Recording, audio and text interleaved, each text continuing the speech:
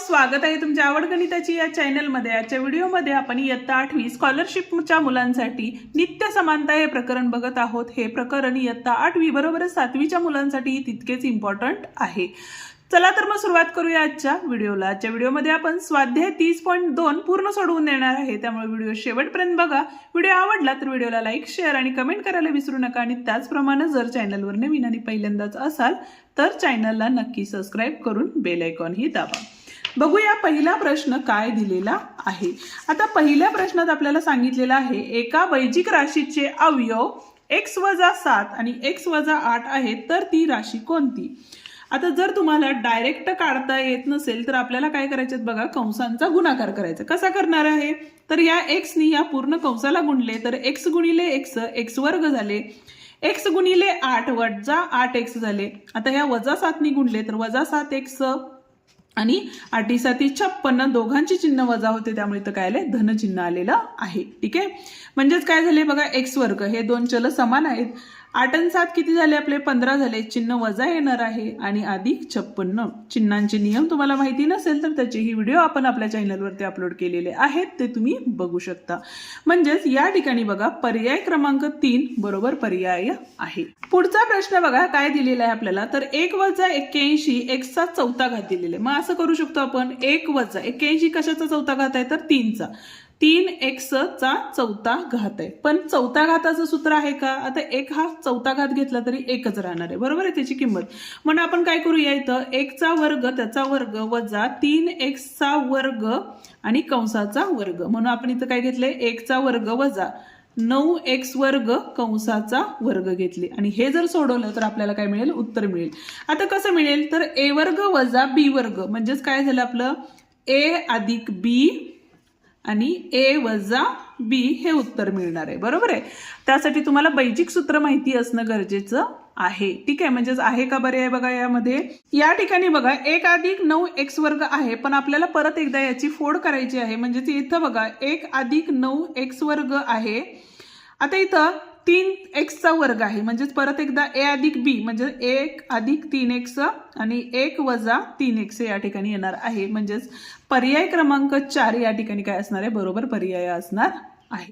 आता या ठिकाणी आपल्याला काय सांगितलेलं आहे बघा a अधिक b कंसाचा वर्ग बरोबर 289 दिलेला आहे आणि a वजा b कंसाचा वर्ग बरोबर किती दिलेले आहे आपल्याला 121 दिलेले आहे। तर a वर्ग वजा b वर्गची किंमत आपल्याला या ठिकाणी काढायची आहे। ठीक आहे, काय करायला लागेल बघा तर इथं बघा a अधिक b कंसाचा वर्ग बरोबर किती आहे 289 आहे, म्हणजे दोघांचं वर्गमूळ घेतलं तर इथं a अधिक b बरोबर किती मिळाले आपल्याला 17 मिळाले आणि त्याच पद्धतीने या साईडचं वर्गमूळ घेतलं आपण तर इथं किती मिळणार आहे a वजा b बरोबर 11 मिळाले। ठीक आहे, आता a वर्ग वजा b वर्ग म्हणजेच काय असतं आपलं तर a अधिक b आणि a वजा b असतं। a अधिक b ची किंमत किती होती 17 गुणिले a वजा b ची किती होती 11।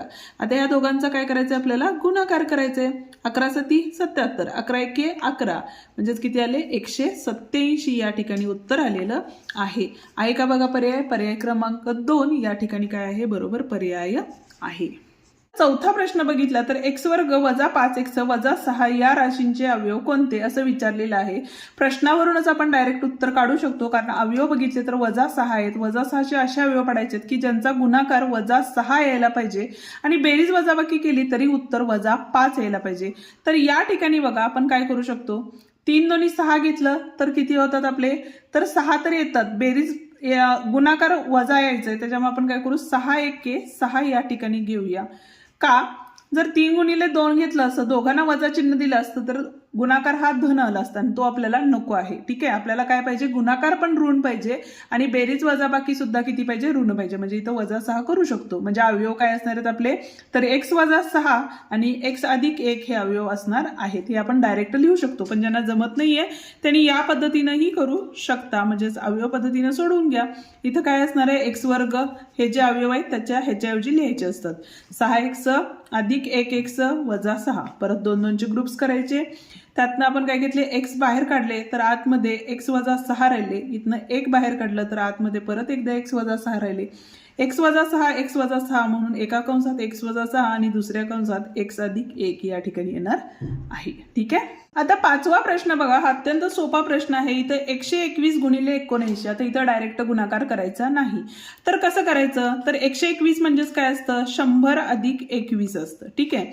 आणि इथं बघा काय आहे, तर 79 आहे. 79 म्हणजेच किती असणार आहे, 100 वजा 21 आहे. म्हणजेच काय झाले आपले a वर्ग वजा b वर्ग आले. ठीक आहे. a अधिक b a वजा b म्हणून a वर्ग वजा b वर्ग. आता 100चा वर्ग किती असतो बघा, तर हे 2 शून्य आणि इथल्या 2 शून्य वजा 21चा वर्ग हा किती असतो, तर 441 असतो. आणि त्या दोघांची वजाबाकी करायची. म्हणजे इथं आले 9, हातच्याला 1 दिले, त्यातनं 5 गेले, 5 राहिले, परत हातच्याला दिले, इथं राहिले 5, म्हणजे इथं आले 9. ठीक आहे. म्हणजे 9559 उत्तर आलेलं आहे.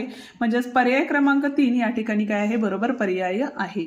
पुढचं गणित काय दिलेलं आहे बघा, तर 2x वर्ग अधिक 7x अधिक 6 आणि छेदामध्ये आपलं x वर्ग वजा 13x वजा 30. ठीक आहे. आता यांचे आपल्याला काय करायला लागतील, अवयव काढून घ्यायला लागतील. म्हणजेच काय करायला लागेल बघा, 2x वर्ग अधिक 7x अधिक 6. ठीक आहे. याचे अवयव पाडले तर काय निघतील आपल्याला इथं, तर 2x वर्ग अधिक 6 दोन्ही 12, 12चे असे अवयव की ज्यांची बेरीज वजाबाकी 7 यायला पाहिजे. म्हणजे 4 त्रिकम 12 बरोबर आहे. आणि अधिक 6.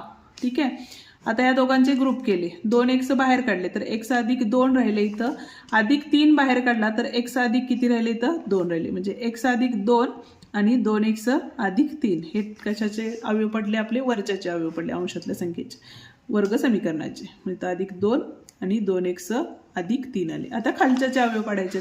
म्हणजे इथं काय करायला लागेल बघा, तर x वर्ग वजा 13x आहे.